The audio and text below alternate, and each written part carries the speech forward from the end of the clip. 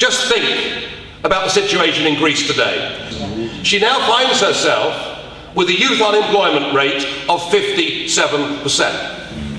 30% of private companies in Greece have gone bankrupt since 2008. A quarter of the Greek population are now living officially below the poverty line. And it's not just the suicides that have gone up. People have actually left their children on the steps of the Greek Orthodox Church with notes around their neck saying, please take care of this child, we can't afford to feed him or her. This is the level that Greece is being sent to. So is it any wonder that a few months ago there were 80,000 protesting Greeks trying to get into the Greek Parliament who had to be held back by 5,000 armed policemen? And the same tragedy is now beginning to unfold in Spain. I've no doubt the Portuguese aren't far behind. And the message, the answer that I've tried to provide through speech after speech in the Parliament is that their bailout mechanism cannot work. It is simply pouring good money after bad.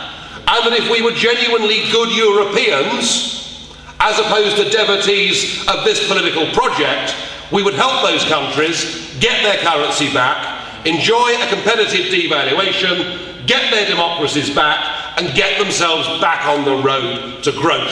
But that isn't what's happening. What Merkel is saying, what Barroso is doing, what Van Rompuy is doing, and what David Cameron is doing, with the support of Nick Clegg and David Miliband, is they are saying everything must be done to preserve the euro. And so what's actually happening is we've got a situation now where they couldn't care less.